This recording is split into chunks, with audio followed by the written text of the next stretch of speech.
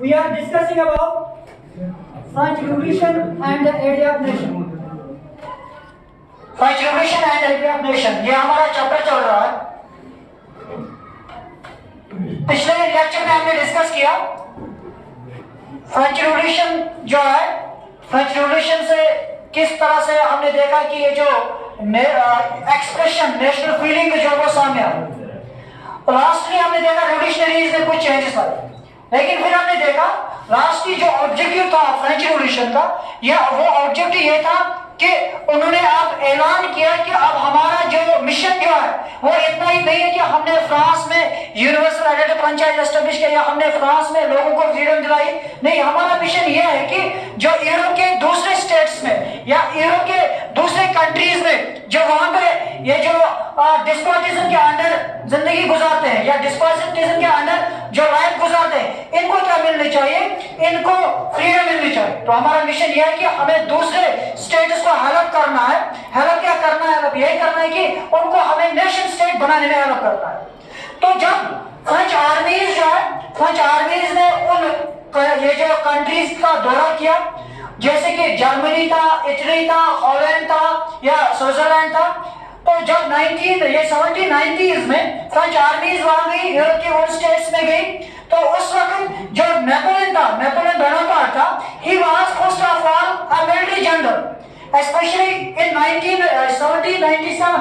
अगर हम 1797 की बात करेंगे तो उस वक्त जब ये जो नेपोलियन था, नेपोलियन जो था, नेपोलियन राइज हो गया था, बट उस वक्त नेपोलियन क्या था? He was military general, military general. ये उस वक्त की हम बात कर रहे हैं। लेकिन उसके बाद after almost 7 years he crowned himself as the king or the ruler of France। तो वो रूलर बन जाता है फ्रांस का। तो उसने फ्रांस में बहुत सारे चेंजेस लाए। अब वही चेंजेस उसने क्या किया? जो वो चेंजेस लाई, तो हम देखेंगे पहले नेपोलियन ने क्या किया। तो नेपोलियन उसने कुछ चेंजेस लाई कहां पे? फ्रांस में और फिर यूरोप में। यहाँ पे हम देखते हैं कि पहले जो फ्रांस में कौन सी चेंजेस लाई, वही चेंजेस उसने कहां पे लाई? फिर यूरोप में लाई। तो नेपोलियन क्या था? नेपोलियन ने बहुत सारे रिफॉर्म्स, बहुत सारे चेंजेस इंट्रोड्यूस किए अपने एडमिनिस्ट्रेशन में। फर्स्ट ऑफ ऑल अगर हम देखेंगे नेपोलियन ने कौन से चेंजेस लाए, फर्स्ट ऑफ ऑल अगर नेपोलियन की बात करेंगे, हालांकि जब नेपोलियन आया तो उसने फिर से मोनार्की एस्टेब्लिश की। So that means no doubt he destroyed the democracy। उसने डेमोक्रेसी को फिर से खत्म किया है फ्रांस में। वो डेमोक्रेसी जब हमने ये देखा कि रिवॉल्यूशनरीज ने जब type of sort of democracy establish की, हालांकि पूरी तरह से डेमोक्रेसी एस्टेब्लिश नहीं की गई थी, क्योंकि रिवॉल्यूशनरीज ने सिर्फ वोटिंग राइट्स एक्टिव सिटीजंस को दिए थे, सिर्फ वोटिंग राइट्स प्रॉपर्टी ओनर लोग जो उन्हीं को दिए थे। लेकिन जब नेपोलियन आया, इसने फिर से उनसे वो फ्रीडम छीन ली, उसने फिर से अपने आप को ये जो क्राउन करार दिया या किंग करार दिया।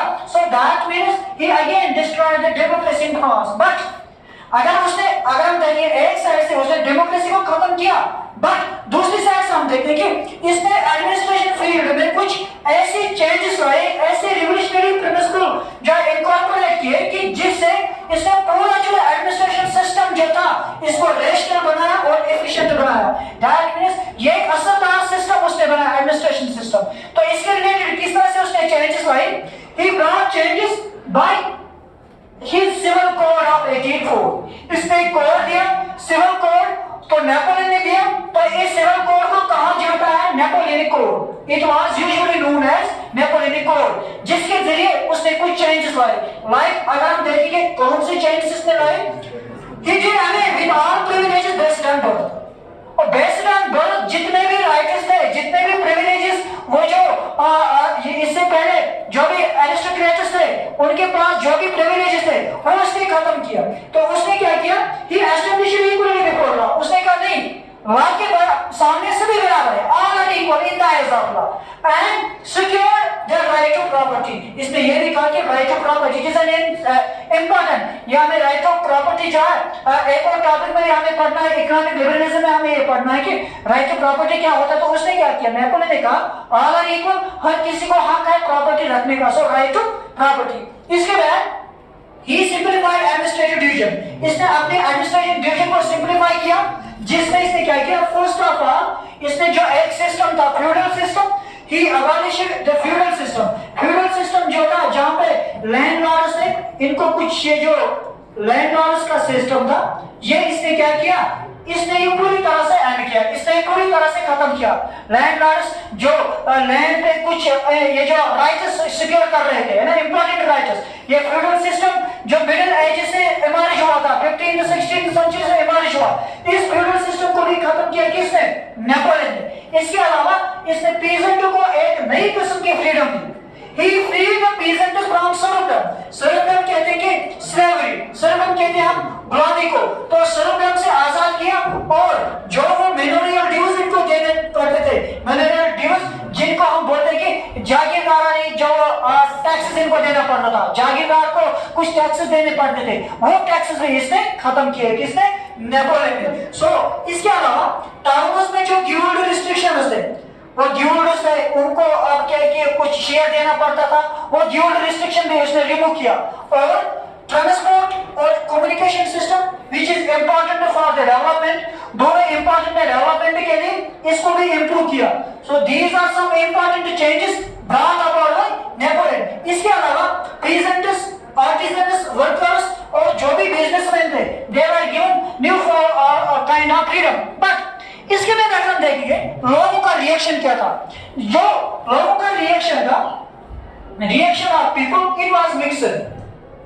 रिएक्शन जो था, रिएक्शन ऑफ पीपल वो मिक्सड था। मिक्सड कैसे मिक्सड था? First of all some people Napoleon को डिस्क्राइब कर रहे थे as they are harbingers, that means उसको डिस्क्राइब कर रहे थे ये हमारे लिए मसीहा है, क्योंकि जब इसने पीजेंट्स को फ्रीडम दी, जब इसने बिजनेसमैन या वर्कर जो है उनको नई किस्म की फ्रीडम दी, तो ये क्या कहेंगे, ये कहेंगे ये एक ऐसा पर्सन है, Napoleon is someone who will liberate anyone from the despotism. ये एक ऐसा इंसान है जो किसी को भी जुल्म से क्या करेगा, आजाद करेगा। बट इन सम स्टेट्स कुछ ऐसे भी एरियाज है जहां पे लोग इसके खिलाफ हुए, क्योंकि उन स्टेट्स में इसने क्या किया, उन स्टेट्स में उसने, अगर हम देखेंगे फर्स्ट ऑफ ऑल सेंसरशिप कायम किया, सेंसरशिप, या हम देखते हैं कि forced conscription. Forced conscription means वो लोगों को फोर्स करता था to join the army. Forced conscription, forced conscription. तो यहां पे हम देखते हैं कि इसका मतलब क्या है कि when someone is forced to join the army, जब किसी को फोर्स किया जाता है, someone is forced the people to join the army, या to join army, इसको बोलते हैं फोर्स कॉन्स्क्रिप्शन या सेंसरशिप लॉज इसने ये एस्टेब्लिश किए। इसको देखकर कुछ लोग जो है वो उसके खिलाफ हुए, वो नेपोलियन के खिलाफ हुए, तो फाइनली उन्हें इसके खिलाफ आवाज उठाई। ऑलरेडी जो कंजर्वेटिव्स थे वो भी इसके अगेंस्ट थे। Then first of all it was in 1813, ये 1813 में क्या हुआ, battle of Leipzig, battle of Leipzig. Battle of Leipzig जो है इसमें क्या किया गया, Napoleon was defeated, Napoleon was defeated. Napoleon को उस वक्त डिफीट मिली, लेकिन पूरी तरह से डिफीट नहीं मिली।